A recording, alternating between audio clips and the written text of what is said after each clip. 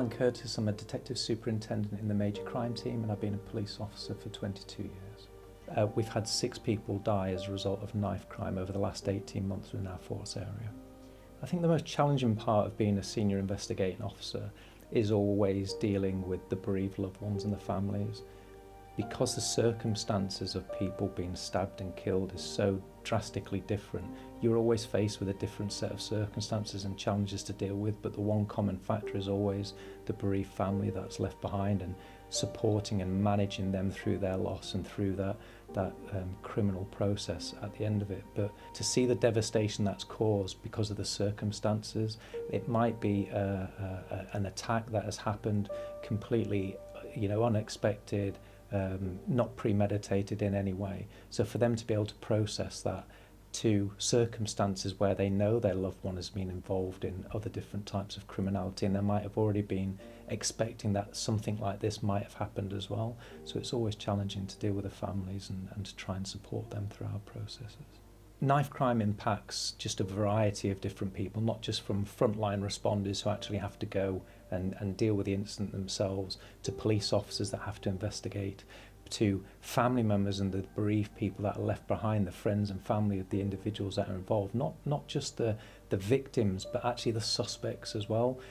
We see the process from start to finish, and we see what the families go through. So from the initial point where they're told that their loved ones have been involved in an incident, that they've died, to delivering the news around a post-mortem examination and that they're going to go to the mortuary and see their loved one, which might be the first time that they've seen them since they've said goodbye to them and they've walked out the door when this has happened, to then manage them through the whole process of a criminal investigation, which can take months and sometimes even years as well.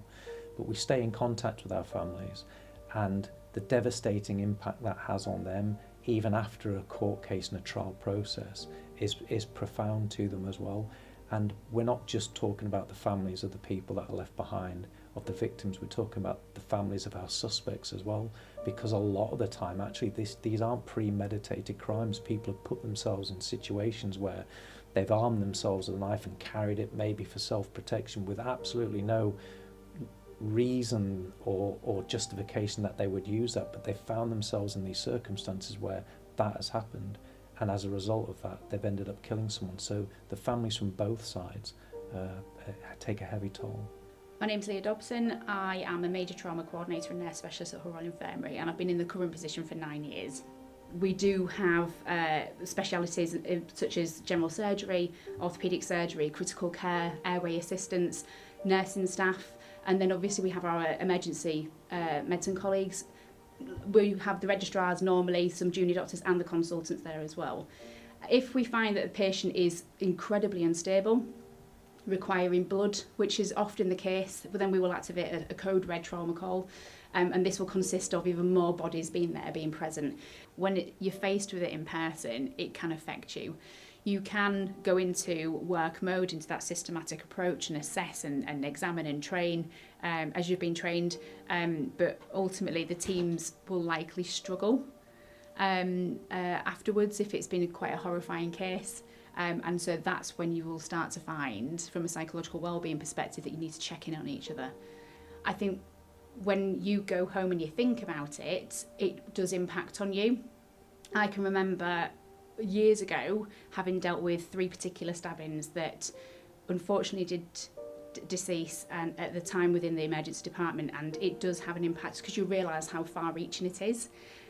So you start to think, even at Christmases and holidays that you spend largely with your families, that person does not spend that time anymore with their loved one because they've tragically died, and it does have an impact on you. And I think you just have to sometimes compartmentalise it, but you're aware that you've got a team within your organisation that you can reach out to.